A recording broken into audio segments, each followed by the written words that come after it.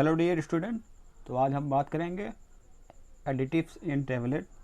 तो दोस्तों, जो लोग कोचिंग नहीं ज्वाइन कर पा रहे हैं या फिर जिनको फाइनेंशियल प्रॉब्लम है, उन लोगों के लिए मैं वीडियो बना रहा हूँ।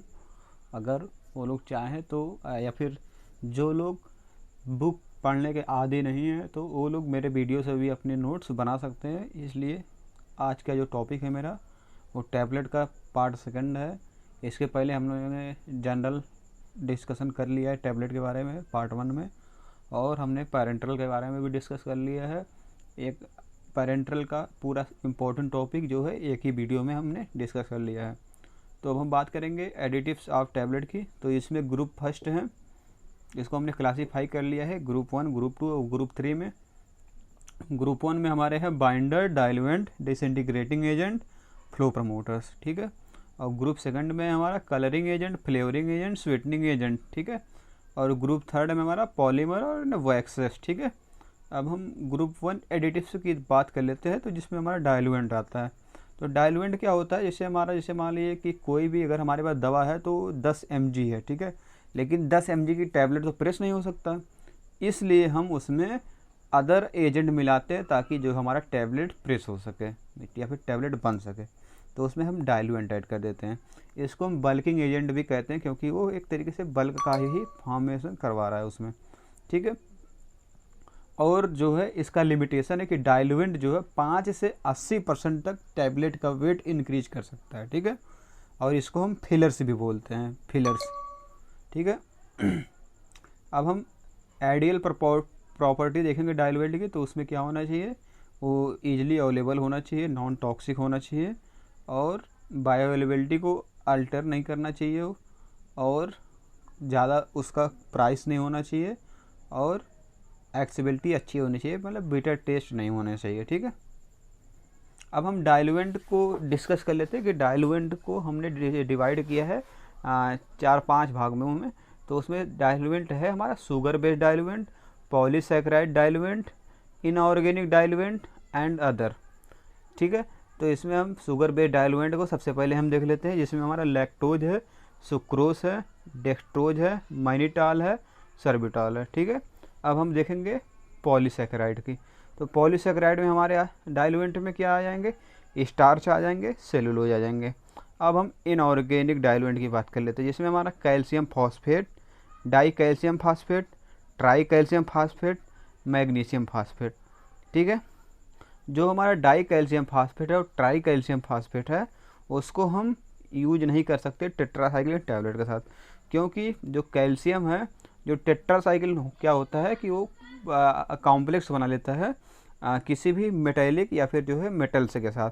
तो कैल्शियम भी जैसे एक मेटेलिक ही सब्सटेंस है, तो हम जो टेट्रासाइक्लिन है वो कैल्शियम के साथ चीलेट फॉर्म कर लेता है, और उसके जो है बॉडी से उसको रिलीज नहीं होने देता, ठीक है। और डिस्कलरेशन भी वहाँ पे देखा जाता है। और अदर में हमारे आ जाते हैं केओलिन, बेंटोनाइट एंड सिलिका, ठीक है। अब हम शुगर बेस्ड डाइल्यूएंट देख लेते हैं। तो शुगर बेस में हमारा जो सबसे पहला था लैक्टोज, लैक्टोज को हम मिल्क शुगर भी बोलते हैं। इसमें जो है मॉइस्चर जो है नॉट मोर देन 7% होना चाहिए। बहुत ही इंपॉर्टेंट क्वेश्चन है कि मतलब कितने परसेंट का लैक्टोज में मॉइस्चर अलाउड है, ठीक है। तो 7%। तो हम इसके एक ट्रिक देखेंगे कि कैसे हम याद करेंगे कि 7% का मॉइस्चर लैक्टोज में अलाउड है। तो इसमें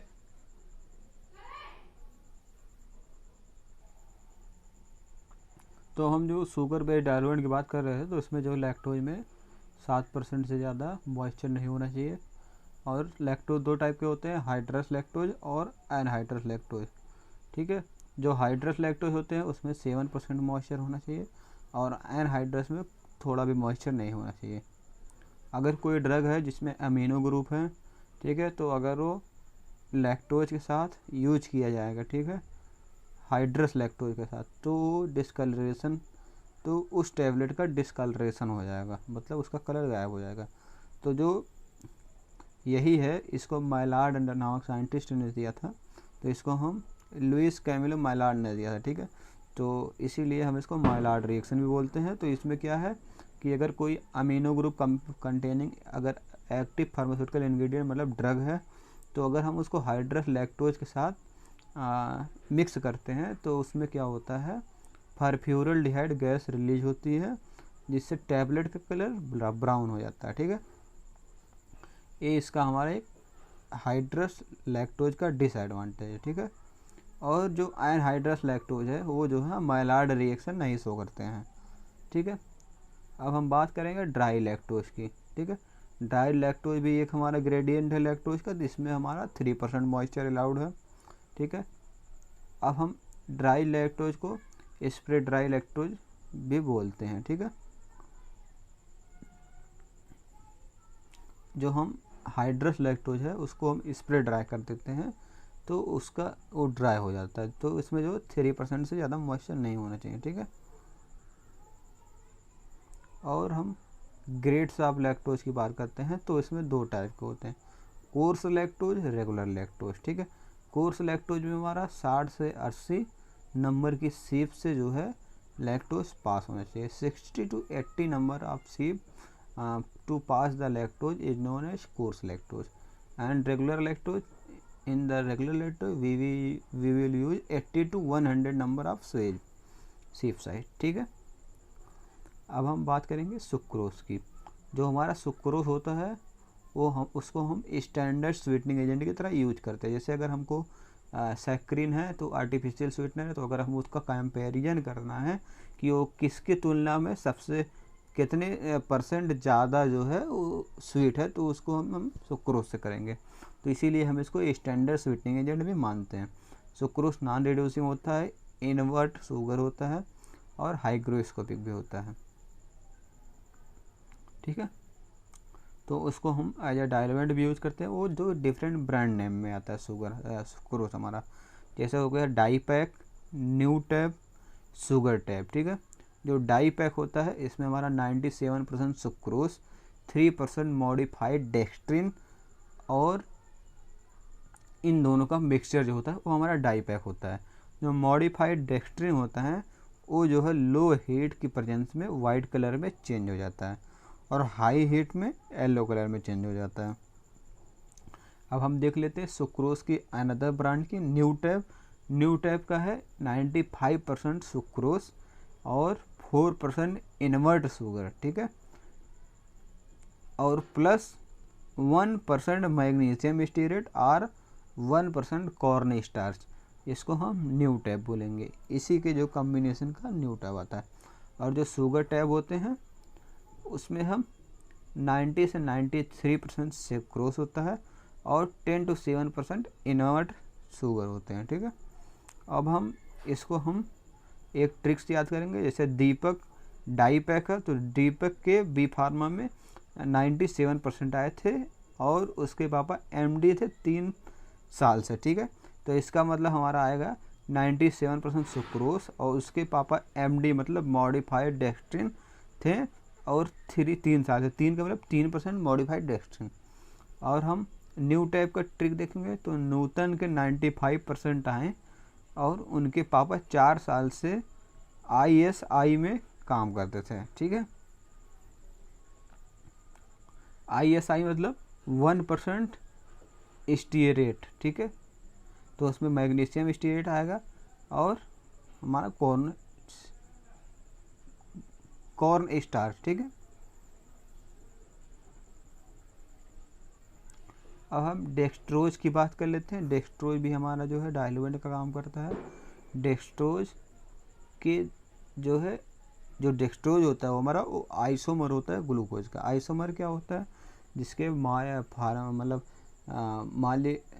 मतलब atomic number same but different in structure is known an isomerism. ठीक है, तो जो डेक्सट्रोज होता है उसके 2 ब्रांड आते हैं, टैप फाइन और सेरुलोज। ठीक है, जो हमारा टैप फाइन होता है और सेरुलोज होता है ये दोनों डेक्सट्रोज के आइसोमर होते हैं, डेक्सट्रोज के ब्रांड होते हैं। ठीक है, और जो डेक्सट्रोज होता है और ग्लूकोज का आइसोमर होता है। ठीक है, अब हम मैनिटोल को देख लेते हैं। मैनिटोल जो होता है उसको हम पैरेलिटोल भी बोलते हैं, उसका ब्रांड नेम है। ठीक है, और इसका जो मोड ऑफ एक्शन होता है कैसे मतलब वर्क करता है, तो इसमें नेगेटिव हीट ऑफ सेंसेशन उत्पन्न होती है, ठीक है, produces negative heat of sensation, that's why it give cooling effect, ठीक है। तो ये सब जो है बहुत इंपॉर्टेंट है, मतलब मैरिटॉल में, कि ये जो है नेगेटिव हीट ऑफ सेंसेशन को प्रोड्यूस करता है, एज उसके थ्रू वर्क करता है। अब जो मैरिटॉल होता है नॉन हाइग्रोस्कोपिक होता है, नॉन कार्सिनोजेनिक होता है, और 72 time more sweetener than sucrose, ठीक है। इसका इसीलिए हम सुक्रोज को एज ए स्टैंडर्ड मानते हैं। अब हम देख लेते हैं जो मैरिटॉल के कुछ कैरेक्टरिस्टिक है। तो प्लीजेंट एक्शन होता है, ऑस्मोटिक डायोटिक की तरह भी यूज होता है, और वो मोस्टली च्यूएबल टैबलेट में यूज होता है। बाई उसकी हम कोटिंग कर देते हैं च्यूएबल टैबलेट में मैरिटॉल के, ठीक है। अब हम सॉर्बिटॉल की बात कर देते हैं। तो ये आइसोमर होता है मैरिटॉल का, ठीक है। अब हम पॉलीसैकेराइड देख लेते हैं, मतलब जो भी एक डाइल्यूएंट के दूसरा क्लासिफिकेशन में आते हैं। तो इसमें हमारे जो आते हैं स्टार्च आते हैं, सेलुलोज आते हैं। अब स्टार्च और सेलुलोज के कई ब्रांड में आते हैं, जैसे एविसेल, इमोसेल और विवेसेल एंड माइक्रोक्रिस्टलाइन सेलुलोज, ठीक है। और जो इसके हैं सेलुलोज के, इसके बहुत सारे ग्रेड भी आते हैं। जैसे इसका आता है PH101 जो कि पाउडर फॉर्म में होता है। अब PH102 ग्रैनुल्स के फॉर्म में होता है, ठीक है। और जो PH का मतलब होता है फार्मास्यूटिकल, ठीक है, फार्मास्यूटिकल ग्रेड है। और PH301 का मतलब है क्रिस्टलाइन फॉर्म। PH302 का मतलब एमॉर्फस फॉर्म, हाई सोलुबल होता है, ठीक है, 302। अब हम स्टार्च का देख लेते हैं।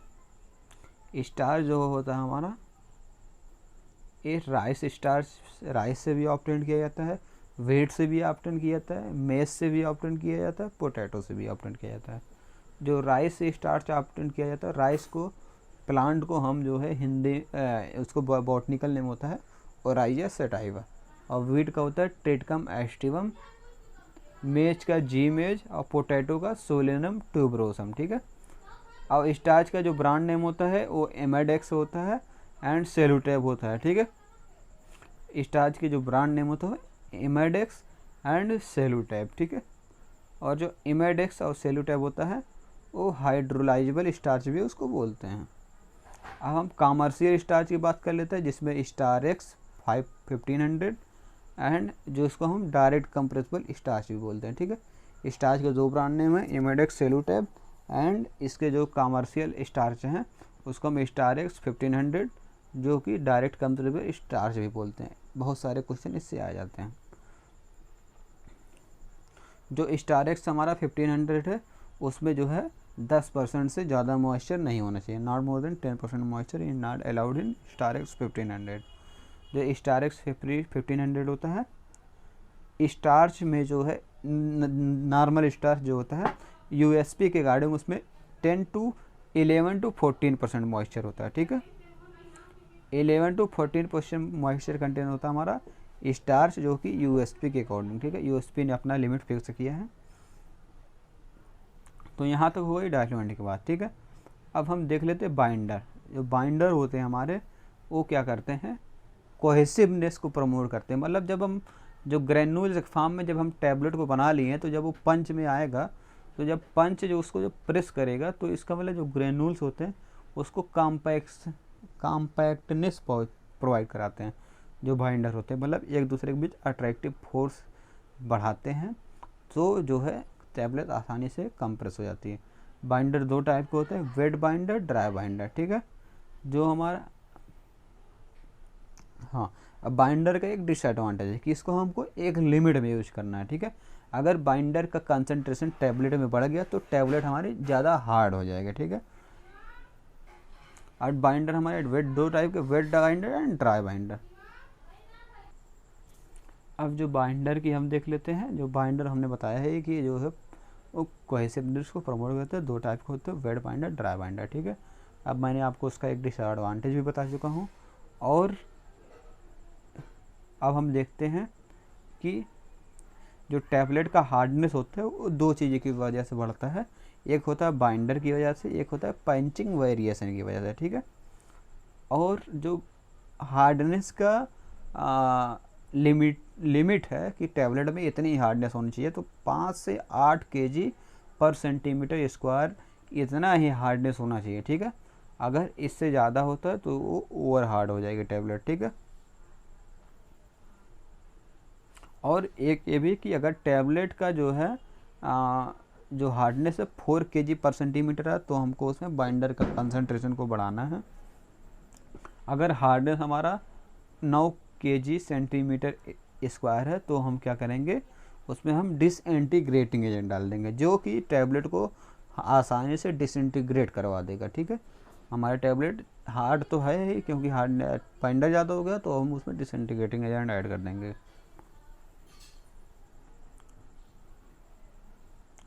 अब हमारे जो बाइंडर के एग्जांपल है अकेसिया, जो कि 10 to 25% तक यूज कर सकते हैं, और ट्रैगाकैंथ और जेलेटिन 5 से 20% तक यूज कर सकते हैं, सुक्रोज 70% तक यूज कर सकते हैं, स्टार्च पेस्ट 5 से 25% तक यूज कर सकते हैं, ग्लूकोज को हम 50% यूज कर सकते हैं, और वाटर को क्वांटिटी सफिशिएंट, मतलब जितना हमको रिक्वायर्ड हो उतना यूज कर सकते हैं, ठीक है।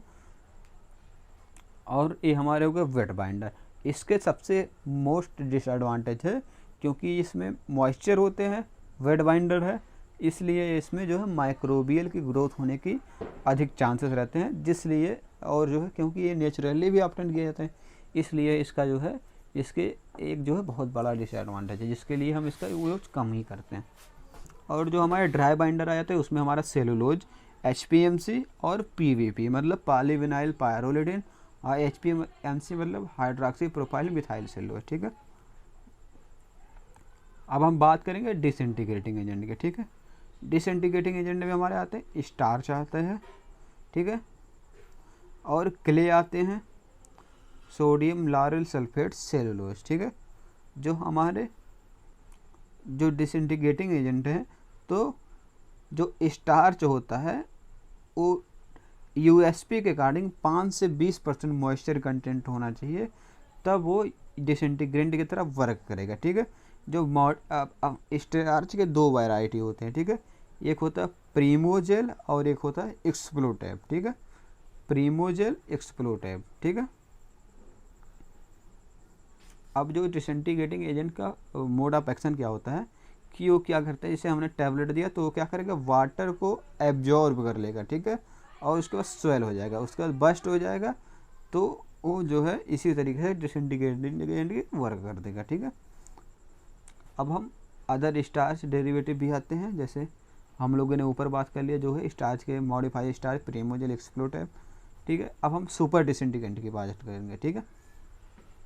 सुपर डिसइंटीग्रेट क्या करता है कि वो स्वेल करता है, उसके बाद बस तो जो है ये 30% कम टाइम लेता है as a comparison to normal disintegrant, ठीक है।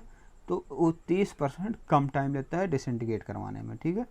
तो इसमें हमारे जो आता है सोडियम स्टार्च ग्लाइकोलेट आते हैं, क्रॉस कार्मेलोज आता है, और क्रॉस पोविडोन आते हैं, ठीक है। जो क्रॉस कार्मेलोज होते हैं उसको हम एगडाइसोल, इसका ब्रांड नेम है, ठीक है।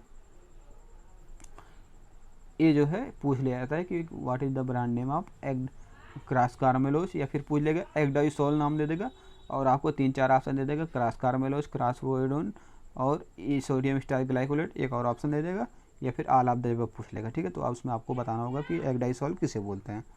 और प्रोबेबिलिटी ऑफ, हाँ इसको तो नहीं है। अब हम देखेंगे फ्लो प्रमोटर की, तो इसमें सबसे पहले ग्लाइडेंट आ जाते हैं हमारे, एंटी एडेरेंट आ जाते हैं, लुब्रिकेंट आ जाते हैं, ठीक है। ग्लाइडेंट क्या होता है, ग्लाइडेंट जब 2 ग्रेन्यूल्स के, ग्लाइडेंट वो सब्सटेंस होते हैं जो कि फ्रिक्शन कम करते हैं दो ग्रेन्यूल्स के बीच में, ठीक है। अब एंटी एडेरेंट क्या करता है कि कोई भी हमारा ड्रग जो है पंचिंग के दौरान पंच से ना चपके, इसलिए हम उसको एंटी एडेरेंट वहाँ पे अप्लाई कर देते हैं, ठीक है, ताकि वो फ्रिक्शन को कम कर देता है, वो जो है उसमें चपके ना, ठीक है। और जो लुब्रिकेंट होता है हमारा, लुब्रिकेंट क्या करता है, जो हमारा जब ग्रैन्यूल्स हॉपर से फ्लो करते हुए डाई तक आता है, तो हम जो हॉपर से फ्लो होकर वो जो नीचे तक आता है, तो हम उसमें क्या करते हैं, जो हमारा वाल होता है हॉपर का, तो उस पर हम लुब्रिकेंट लगा देते हैं ताकि वो उसमें जो फ्रिक्शन लग रहा है जिसकी वजह से इम्प्रॉपर फ्लो हो रहा है ग्रैन्यूल्स का, वो कम हो जाए और प्रॉपरली फ्लो हो, जिससे हमारे टैबलेट में डिफेक्ट्स कम हो। ठीक है, इसके जो ग्लाइडेंट के एग्जाम्पल है, टैल्क है 1 से 5% तक यूज होता है, कॉर्न स्टार्च 5 से 10% तक यूज होता है, कोलाइडल सिलिका जो 0.25 से 3% तक यूज होता है।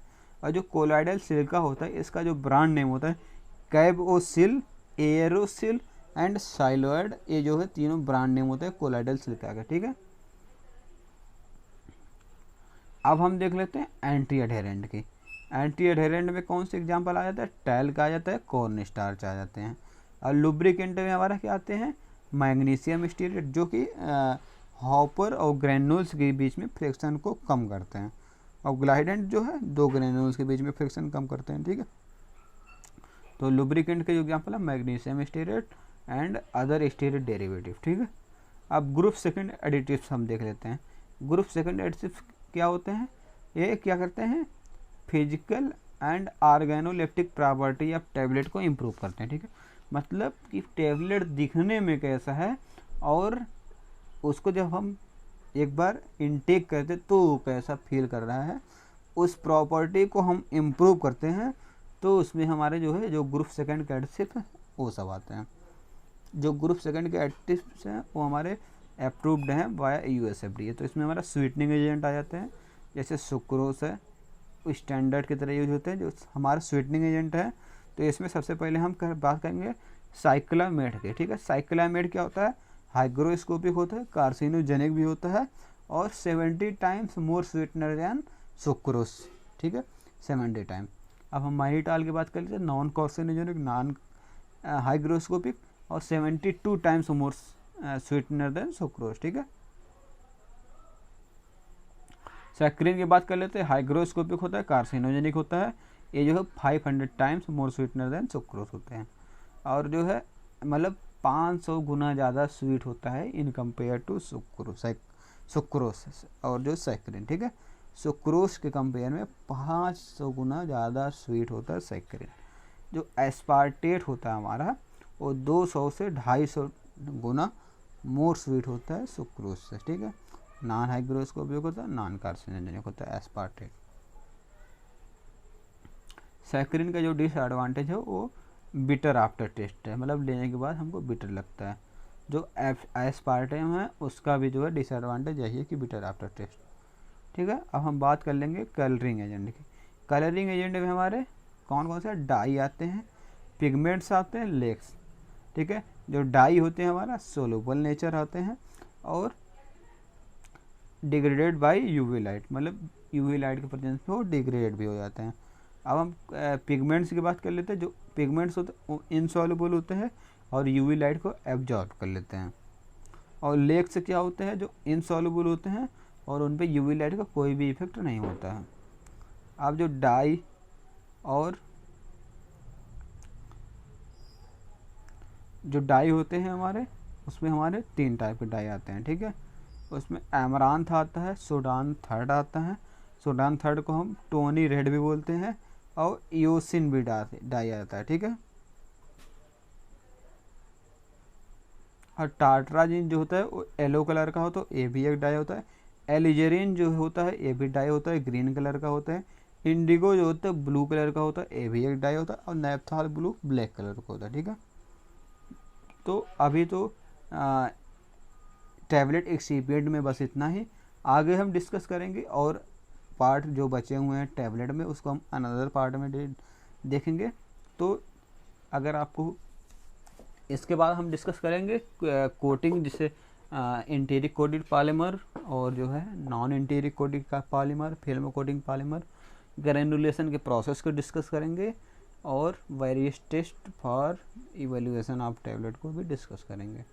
तो दोस्तों अगर आपको वीडियो पसंद आया हो तो इसको लाइक करें, अपने दोस्तों के साथ शेयर करें अगर आपको यूजफुल लगा हो, और चैनल को सब्सक्राइब ज़रूर करें। Thank you.